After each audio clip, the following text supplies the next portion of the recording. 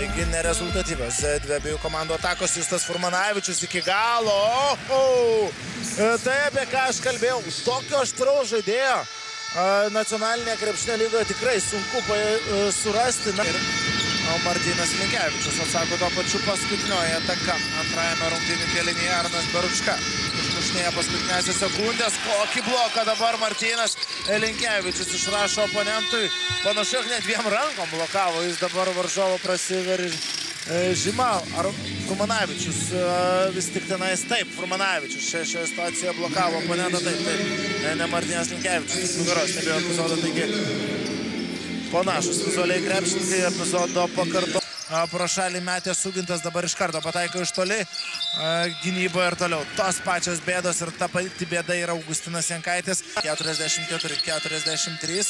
Justas Furmanavičius. Nebuvo jis rezultatyvus labai per pirmosius du kėlinius, dabar savo stichijoje. Aštrus prasiveržimas, fiziškai tikrai labai stiprus. Sugintas iš 3 taškų zonos. Trečią tritašką pataikyti nepavyksta, bravo Beručkai. Atkovotas kamuolys prieš Augustiną Jankaitį, tačiau Justas Furmanavičius išrašo antrą stogą varžovams. Matome dabar stambių planų šį stogų karalių šios dienos rungtynėse. Beručka čia tikrai pagrindinai kovoja dėl kamuolio, tačiau kaip? Arnas Beručka. Jonuška. Justas Furmanavičius! Trečias jo blok šuolis, toks skrydis įspūdingesnis už prieš tai buvusi. Jonuška čia tiesiog dabar nuskriaudė Justas Furmanavičius. Ojojojojoj. Koks skrydis ir koks blokas. Dar viena galimybė Jonavos ekipai. Jankaitis veržėsi link krepšio nuo 3 taškų zonos. Kol kas dominuoja tiesiog po krepšiais Jonavos ekipos aukštaūgių. O galima tikėtis prieš šią seriją. Furmanavičius atsako taip pat 3 taškais, aukščiausia klasė. Senfordo jis yra surinkęs 4 taškus.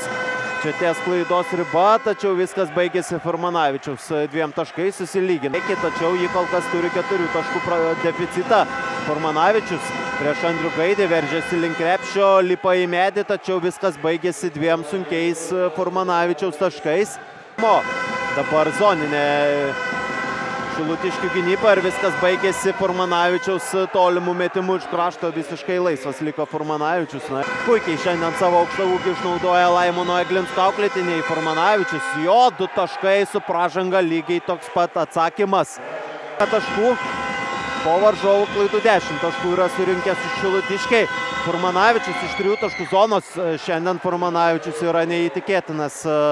Jo 3 taškai ir čia vėl triukšmo lygis mažės. Dar daug laiko liko ketvirtajame kėlinyje ir neatmeskime ir pratęsimo varianto.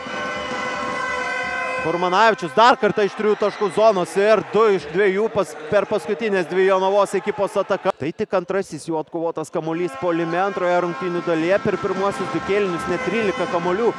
Furmanavičius, jo dėjimas iš viršaus, prasiveržus į kairę pusę ir čia Laimonas Eglinskas prašo minutės pertraukėlės. Ekipos veteranas Linkevičius suteikia savo ekipai dar vieną galimybę. Dovanėlė Jonavos komandai ir Furmanavičius ją pasinaudo. Tas lietuvių darbas, tas lietuvių žaidimas Jonavos klube duoda vaisių. Visų pirma, atkrintamasis kovas pateko Sintek. Čia Justas Furmanavičius tęsia pradėtą darbą Šilutėje pirmieji. Vidutiniškai po 15 minučių. Aikštėje praleidžia Dovydas. O čia dabar iki galo Furmanavičius ir šiandien sunku kol kas tvarkyti su Furmanavičiaus prasiveržimais Šilutėj. Čia visiškai nereikalinga pražanga, nei kiek neturėjusi įtakos Justo metimui. Labai aštrus krepšininkas. Furmanavičius iš 3 taškų zonos pataiko Justas savo pirmą tolimą metimą ir Šilutės pranašumas mažėja iki 4 taškų. Eglinskas prašo minutės pertraukėlės. Likus žaisti kiek mažiau nei 49 sekundės. Iki pirmojo ketvirčio pabaigos pabandysime pasiklausyti, ką per šią minutės pertraukėlę savo auklėtiniams sakys tiek vienos, tiek kitos komandos treneriai. Jie jau rezga savo išpolį. Rimantas Daunys, Furmanavičius dar kartą iš 3 taškų zonos ir štai tokia. Justo Furmanavičiaus pirmojo kėlinio pabaiga. 2 taiklus 3 taškai metimai ir Furmanavičius demonstruoja fantastišką žaidimą. Justinas Ramanauskas taip pat smagia ranką iš 3 taškų zonos turintis krepšininkas, o Justas Furmanavičius, jūs patys matėte, kokios šio krepšininko fizinės savybės. Porą žingsnių ir fantastiškai praneria po krepšių. 2 taškai ir dar varžovo pražanga. Jeffrey Perkinsas taip pat prasižengia 3 kartą. Kelinius, jeigu Šilutė pralaimėtų šiandien, jų situacija būtų tiesiog tragiška. Furmanavičius vėl gauna kamuolį idealioje pozicijoje, pelno 2 taškus ir dar viena pražanga. Čia Granto Vasiliausko perdavimas komandos draugui. Na, visiškai subirėjusi Šilutės gynyba. Andrius Gaidys.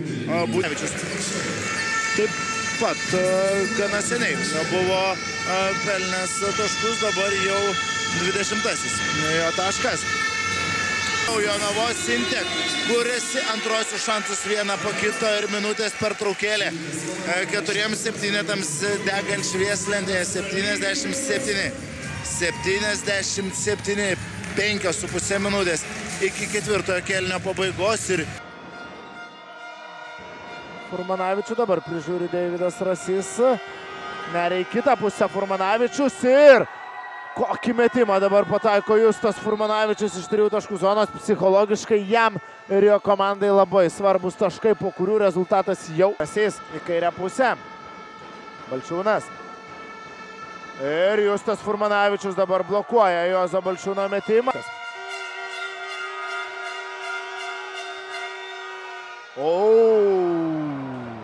Justas Furmanavičius. Galingas dėjimas, galingas skrydis ir dar žvilgsniu dabar nulydi po savo įspūdingo pasirodymo į varžovą. Sintek reikia, nors prieš rungtynes dar nebuvo aišku galutinai, jog jis tikrai žengs į aikštę. Čia Furmanavičius 2+1. Norkus. Rizikingas perdavimas ir rizika nepasiteisina.